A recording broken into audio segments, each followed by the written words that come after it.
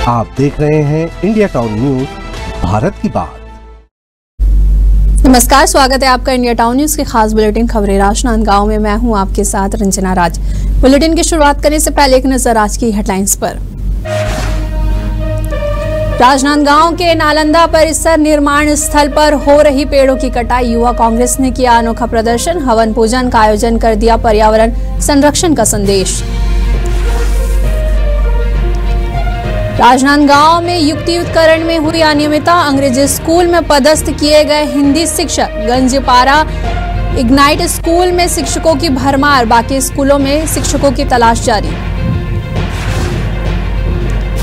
बेमेतरा में चावल उत्सव त्यौहार की धूम, हितग्राहियों को 3 माह का निःशुल्क चावल किया गया वितरण, सरकार की फूड सिक्योरिटी योजना को मिला समर्थन।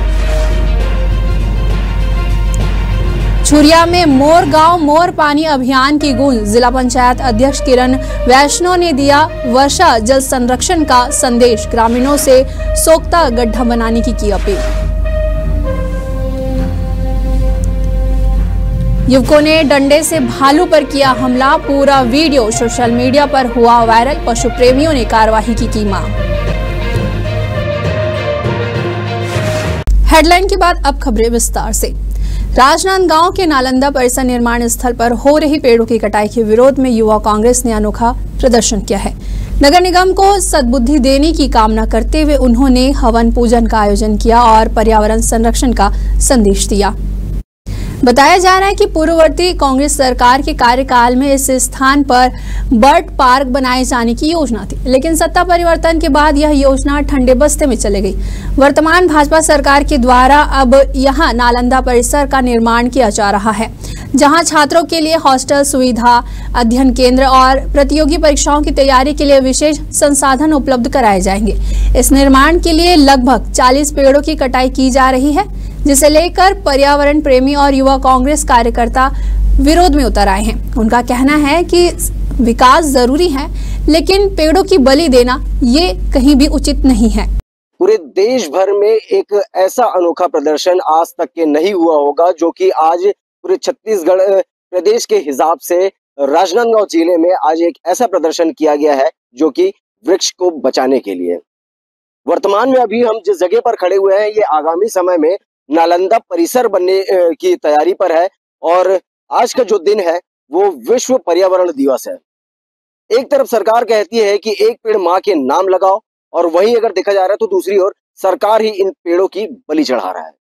अभी हमारे साथ वर्तमान में कांग्रेसी नेता, पूर्व पार्षद, वार्ड वासी, ये तमाम लोग यहाँ पर पहुंचे हुए हैं और पहुंचने के बाद एक ऐसा अनोखा प्रदर्शन कर रहे हैं कि इनको यज्ञ करना पड़ रहा है, हवन करना पड़ रहा है। आखिरकार सरकार क्या काम कर रही है, किस तरीके से कर रही है, क्यों कर रही है? निर्माण काम के आड़े में आ रहे ये पेड़ों को अब अपनी बलि चढ़ानी पड़ेगी, वो भी इस वजह से कि यहाँ पर आगामी समय में नालंदा परिसर का निर्माण होने जा रहा है।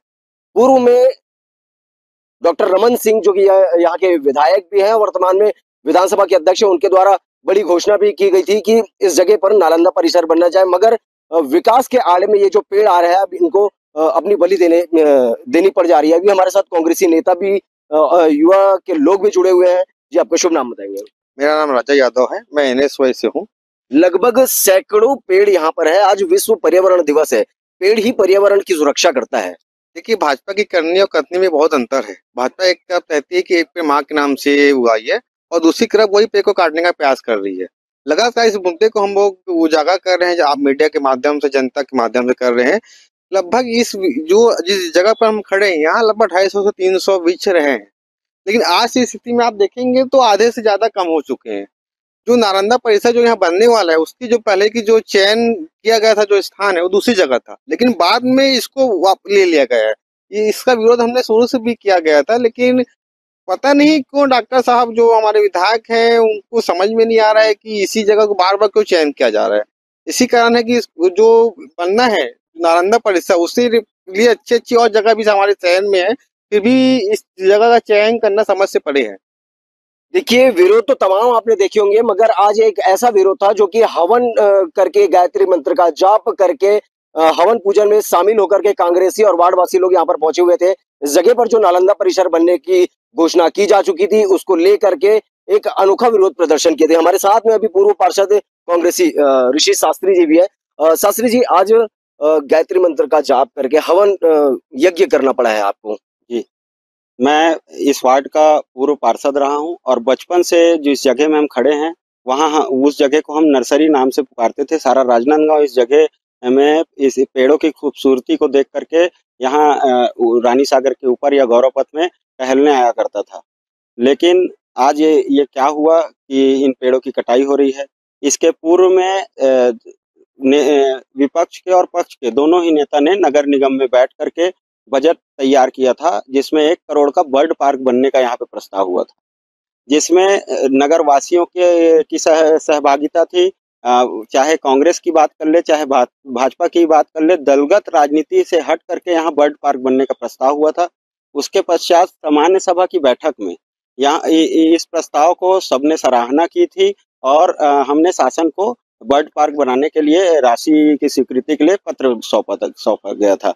इसके पश्चात बूढ़ा सागर में जो राशि व्यय होनी थी 17 करोड़, उसमें से 28 लाख रुपए यहाँ पर व्यय किए गए हैं पेड़ों के संरक्षण के लिए और चिड़िया यहाँ आए ऐसा।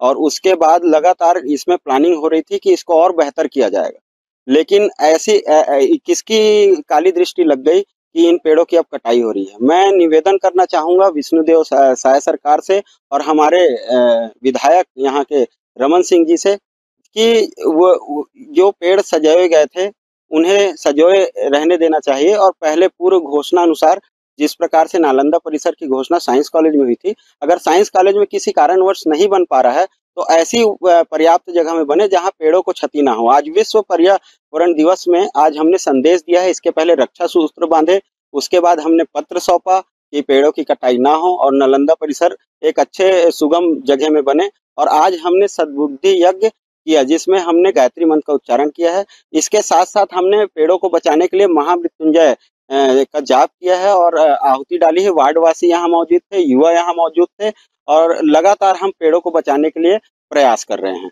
देखिए, कहीं ना कहीं देखा जाए तो अब ये जो विकास का काम है, ये विकास के काम के आड़े में ये जो सारे पेड़ आ रहे हैं, इनकी बलि चढ़ जाएगी और बलि चढ़ने के बाद जिस तरीके से लोगों को इतनी भीषण गर्मी का सामना करना पड़ रहा है, ये आगामी समय में इससे ज्यादा बढ़ोतरी होने वाली है। अब इस विषय को लेकर के और लोगों में क्या कुछ राय है, लोगों की क्या मंशाएं हैं, वो सारी चीजें हम आपको अन्य तस्वीरों के माध्यम से दिखाएंगे। मगर सोचने का विषय है कि विकास करना है तो किसी की बलि क्यों। कैमरा पर्सन अवधेश यादव के साथ India town news, Saurabh Tamrakar, Rajnandgaon.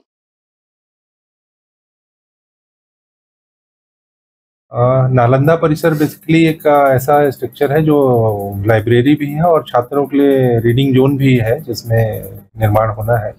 और ये प्रतियोगी परीक्षा की तैयारी करने वाले और जो अध्ययनरत छात्र हैं इनके लिए एक निर्माण किया जा रहा है। पहले इसका विज्ञान महाविद्यालय में एक प्रस्ताव था, परंतु वहाँ का चूंकि उनकी पार्किंग की जगह उसमें पूरी डिस्टर्ब हो रही थी, इसलिए ऐसी जगह का चयन किया गया है जो सभी कॉलेज के बीच में हो, जिससे कि सब अधिकतम बच्चों को उसका लाभ मिल सके, इसलिए वहाँ निर्माण है। खुज्जी विधानसभा क्षेत्र के ग्राम पंचायत सड़क चिरचारी में मोर गांव मोर पानी महाअभियान के अंतर्गत आयोजित 1 दिवसीय प्रशिक्षण शिविर में जिला पंचायत अध्यक्ष किरण रविंद्र वैष्णव मुख्य अतिथि के रूप में शामिल हुई। वहीं कार्यक्रम के दौरान विश्व पर्यावरण दिवस के उपलक्ष्य में 5 पौधों का वृक्षारोपण भी किया गया। इस अवसर पर किरण वैष्णव ने जल संरक्षण के महत्व को रेखांकित करते हुए कहा कि जल ही जीवन है और वर्षा जल का संरक्षण हम सभी की प्राथमिक जिम्मेदारी है। उन्होंने ग्रामीणों से अपील करते हुए कहा है कि वे अपने अपने घरों में सोख्ता गड्ढा बनाएं ताकि बारिश का पानी व्यर्थ ना जाए और जल स्तर बना रहे। वक्त हो चुका है एक छोटे से ब्रेक का। खबरें और भी है, बने रहिए इंडिया टाउन न्यूज के साथ। अब खबर आपकी उंगलियों पर, हर खबर पर हमारा नजरिया। इंडिया टाउन न्यूज, भारत की बात। ब्रेक के बाद आप सभी का स्वागत है। चलिए बढ़ते अगली खबर की ओर, जहां प्रदेश सरकार के द्वारा 1 जून से 7 जून तक आयोजित चावल उत्सव त्यौहार के तहत बेमेतरा के शासकीय उचित मूल्य की दुकान में कार्यक्रम का आयोजन किया गया। यह आयोजन CMHO कार्यालय के समीप स्थित दुकान में संपन्न हुआ, जिसमें नगर पालिका अध्यक्ष मुख्य अतिथि के रूप में शामिल हुए। इस अवसर पर पात्र हितग्राहियों को 3 महीनों का एक मुश्त निःशुल्क चावल वितरित किया गया। सरकार की इस योजना का उद्देश्य खाद्य सुरक्षा को सशक्त बनाना और जरूरतमंद परिवारों को राहत प्रदान करना। वहीं कार्यक्रम में बड़ी संख्या में हितग्राही उपस्थित रहे और सरकार की इस पहल के लिए आभार व्यक्त किया। महोत्सव मनाया जा रहा है। गरीबों के लिए 1 रुपए किलो के दर से हर परिवार, गरीब परिवार को चावल माननीय मुख्यमंत्री विष्णुदेव साय जी के नेतृत्व में दिया जा रहा है। हमारे खाद्य मंत्री माननीय दयाल राज बघेल जी, हमारे क्षेत्र के विधायक दीपेश साहू जी के नेतृत्व में लगातार गरीबों के लिए, चाहे आवास की बात हो, चाहे चावल की बात हो, राशन की बात हो, चाहे माताई बंधन योजना हो, ऐसे विभिन्न प्रकार की योजनाओं की लगातार सरकार की 1.5 वर्षों में जो उपलब्धि है, निश्चित ही गरीबों को चावल देने का काम पूर्व मुख्यमंत्री डॉक्टर रमन सिंह जी ने किया था और लगातार यह योजना जो है माननीय हमारे देश के यशस्वी माननीय प्रधानमंत्री नरेंद्र मोदी जी जो है, इस बार जो है 3 माह का राशन जो है गरीबों को मिल रहा है। भर पेट भोजन, इससे बड़ा और कोई चीज नहीं हो सकता। गरीबों के लिए एक बहुत बड़ा वरदान है चावल जो है 1 रुपए में।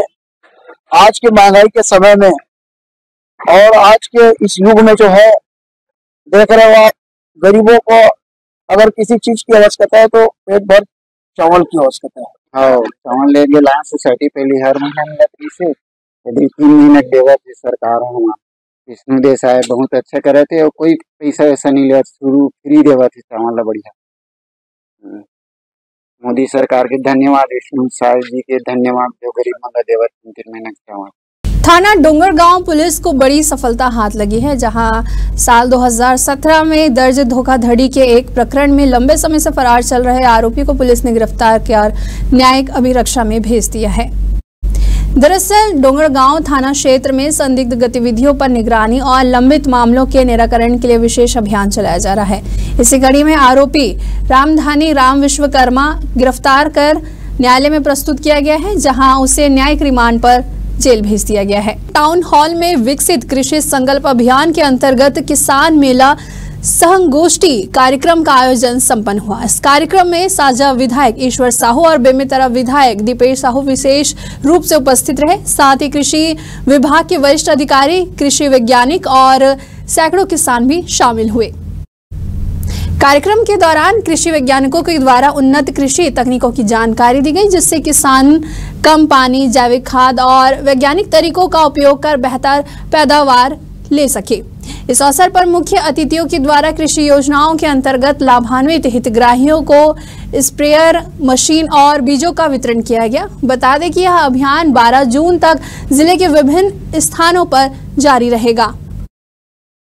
विकसित कृषि संकल्प भारत अभियान माननीय देश के यशस्वी प्रधानमंत्री नरेंद्र मोदी जी के नेतृत्व में और प्रदेश के मुख्य माननीय विष्णुदेव साय के नेतृत्व में आज बेमेतरा जिला में किसान सहयोगी और किसान मेला का आयोजन किया गया। ऐसा विकसित किसान बनाने के लिए माननीय मोदी जी लगातार प्रयास कर रहे हैं। हर बार चिंता, हर वर्ष साल के 365 दिन अगर कोई चिंता कर रही है तो हमारे देश के प्रधानमंत्री माननीय मोदी जी लगातार किसान के हित में चिंता कर रहे हैं। आज इनकी शुरुआत बेमेतरा से हुई। किसान मेला करके संगोष्ठी का कार्य आयोजन था। प्रोफेसर लोग, डॉक्टर लोग, यहाँ पे कृषि वैज्ञानिक लोग यहाँ पहुंचे हुए थे और अभी खरीफ की फसल की बुआई होनी है, उसके पहले ही खरीफ फसल की बुआई में हम कैसे ज्यादा से ज्यादा हम उत्पादन को बढ़ा सके, किसान भाई को अधिकतम लाभ कैसे इनका मिल पाए, इस उद्देश्य से आज संगोष्ठी का आयोजन किया गया। तो हमारे पूरे जिले भर के किसान लोग यहाँ पहुंचे। अभी वैज्ञानिक आए तो किसान भाई मतलब खेती के बारे में जानकारी दी कि कौन सा मौसम में, कौन सा समय में खाद डालना है, बीज डालना है, पानी डालना है, पानी की बचत कैसे करना है। इस सारे विषय में हमारे कृषि वैज्ञानिक लोग सीधी संवाद से किसान भाई मन से जागरूक हुए। इससे निश्चित हमारे क्षेत्र के किसान भाई मतलब पूरा प्रदेश इस अभियान से निश्चित हमारे किसान भाई मतलब बहुत लाभ मिली जानकारी। आगामी मानसून को देखते हुए धमतरी जिला प्रशासन ने संभावित बाढ़ आपदा एवं जल जनित बीमारियों से निपटने के लिए तैयारियां तेज कर दी हैं। प्रशासन ने जिले में बाढ़ नियंत्रण कक्ष स्थापित कर दिया है, जिसमें 24 घंटे कर्मचारी तैनात रहेंगे। इसके साथ ही एक टोल फ्री नंबर भी जारी कर दिया गया है। प्रशासन के अनुसार महानदी और पैरा नदी के किनारे स्थित लगभग 70 गांवों को हर साल बाढ़ की स्थिति का सामना करना पड़ता है। इस बार एहतियात के तौर पर इन गांवों के लिए 4 महीने का राशन अग्रिम रूप से उपलब्ध करा दिया गया है। वहीं आपदा प्रबंधन के तहत एसडीआरएफ को भी अलर्ट मोड पर रखा गया है। प्रशासन ने उन गाँवों की भी पहचान की है जहां हर साल डायरिया, पीलिया जैसी बीमारियां फैलती है। इस पूरी व्यवस्था की निगरानी के लिए एडीएम को नोडल अधिकारी नियुक्त किया गया है। ये बहुत अच्छी आपकी पहल है, कोशिश करेंगे क्योंकि हमारे पास कंपोजिट बिल्डिंग में स्पेस भी है, अभी अवेलेबल है। तो उसका प्रपोजल भी हम लोगों ने भेजा है, स्टेट को भेजा हुआ है न्यू बिल्डिंग का। तो हम लोग उसको शिफ्ट कर, अभी मैं देखूंगा कि कितना स्पेस अवेलेबल है और शिफ्ट करेंगे। बढ़ते अगली खबर की ओर, जहां खैरागढ़ में पंचायत सचिव संघ ने कलेक्टर को ज्ञापन सौंपकर राशन कार्ड से संबंधित कार्यों का अधिकार पुनः जनपद पंचायतों को सौंपने की मांग की है। वहीं संघ ने यह ज्ञापन जिला अध्यक्ष और कार्यकारी अध्यक्ष के नेतृत्व में सौंपा है। ज्ञापन में कहा गया है कि सिर्फ एक कर्मचारी पर रिश्वत मांगने की शिकायत के आधार पर पूरे जनपद खैरागढ़ और छुई खदान के आईडी और पासवर्ड बंद कर देना अनुचित और पक्षपातपूर्ण है। ज्ञापन में बताया गया है कि पूर्व में भी राशन कार्ड निर्माण का कार्य जिला कार्यालय से संचालित होता रहा है और सीएससी सेंटर और राशन दुकानों पर बिना सरपंच सचिव के अनुमोदन के राशन कार्ड बनाए जाने की शिकायतें मिलती रही है। इस मामले में सीधे खाद्य विभाग के कर्मचारियों की संलिप्तता की आशंका जताई गई है। इसी कड़ी में सचिव संघ और सरपंच संघ ने जिला पंचायत सीईओ को भी ज्ञापन सौंपा है। उन्होंने कहा है कि सुशासन तिहार के तहत विभिन्न ग्राम पंचायतों में आयोजित समाधान शिविर में सभी विभागों की भागीदारी होती है, लेकिन इस आयोजन का पूरा खर्च केवल ग्राम पंचायतों को उठाना पड़ता है, जिस पर संघ ने मांग की है कि भविष्य में होने वाले आयोजनों में भी सभी संबंधित विभाग की आर्थिक सहयोग लिया जाए। आज हम सरपंच और सचिव संयुक्त रूप से माननीय कलेक्टर महोदय से मुलाकात किए हैं और उस मुख्य उद्देश्य था कि सुशासन तिहार में समाधान शिविर के माध्यम से जो खर्च किए गए हैं, टेंट माइक जो भी खाने का, वो केवल हम पंचायत वहन करते हैं। चूंकि उसमें 27 से विभाग शामिल होते हैं, तो हम कलेक्टर महोदय से निवेदन किए हैं कि केवल पंचायत के ऊपर ये राशि का वहन किया जाना संभव नहीं है। इसलिए समस्त विभाग को निर्देशित करे कि उस जो भी खर्च हुआ है वो समस्त विभाग दे, या तो भी शासन प्रशासन उसके लिए अलग से फंड निर्धारित करे। और साथ में जो राशन कार्ड का बनाने की कार्यवाही जनपद के माध्यम से किया जाता था, किंतु वर्तमान में जिला के माध्यम से बनाया जा रहा है, जिससे हम सरपंच सचिव सहमत नहीं हैं। तो सिर्फ 2 ही विषय के संबंध में कलेक्टर महोदय के साथ में गए थे, सरपंच और सचिव संघ के माध्यम से राशन कार्ड और शिविर में जो व्यय खर्च किए हैं पंचायत, उस संबंध में मिले हैं।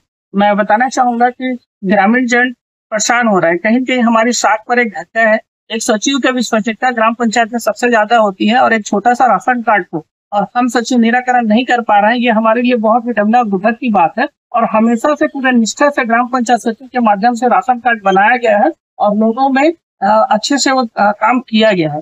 अभी राशन कार्ड के संबंध में दिए हैं कि वो दोनों ब्लॉक में बनना चाहिए, खड़ागढ़ ब्लॉक में और छुईखदान ब्लॉक में जो राशन कार्ड इलेक्टेड ऑफिस में ही बनता है, उससे ना हम लोगों को सरपंच और सचिव लोगों को भी परेशानी होता है। तो आईडी पासपोर्ट दोनों ब्लॉक में देना चाहिए और इससे ना बहुत ज्यादा समस्या का समाधान हो जाएगा।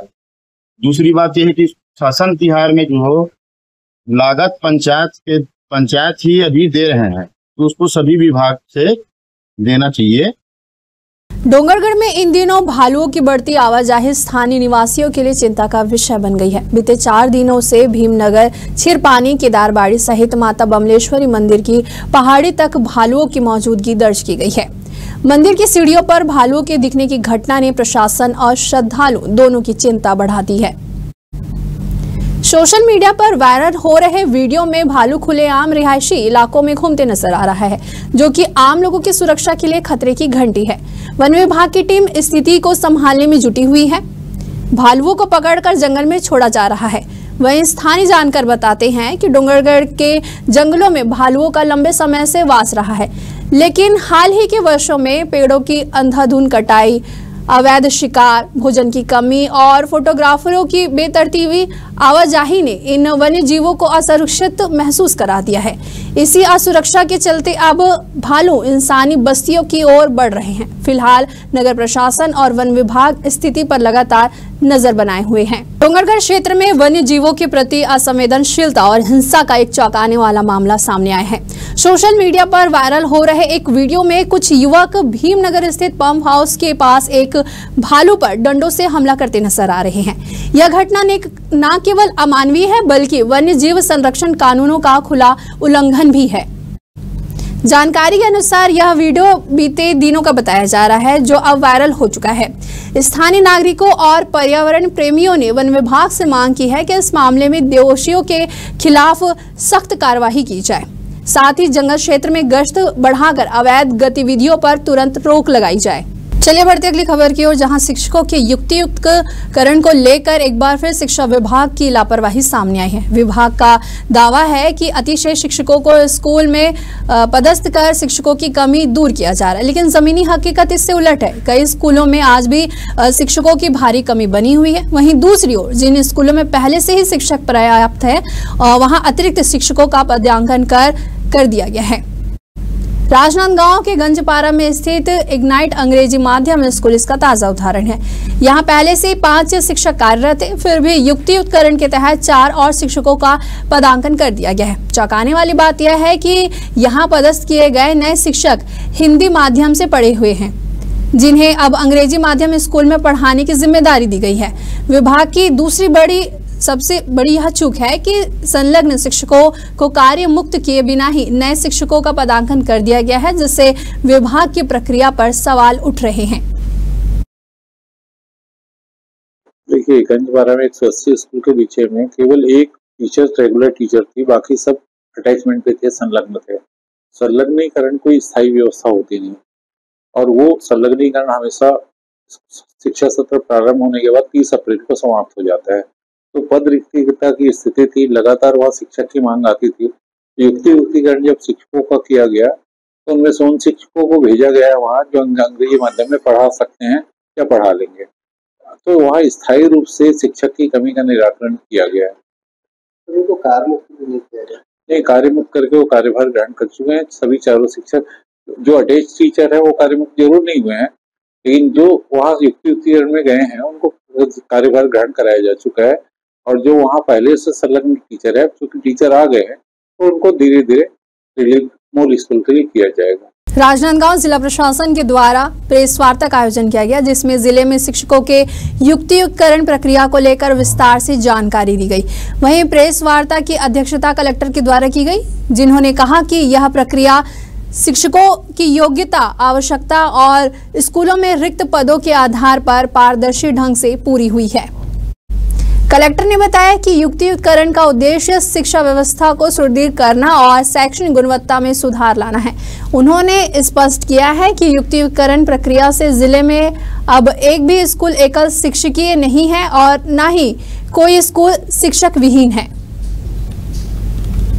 निर्देश प्राप्त हुए थे, उसके अनुरूप शालाओं का और शिक्षकों का युक्तियुक्तकरण का जो प्रक्रिया है वो कंप्लीट हो चुका है, और जिसके तहत 410 जो अतिशेष शिक्षक थे उनका युक्तियुक्तकरण किया करके ऐसे एकल शिक्षकीय स्कूल्स और शिक्षक विहीन स्कूल वहाँ पे शिक्षकों की पदस्थापना की गई है।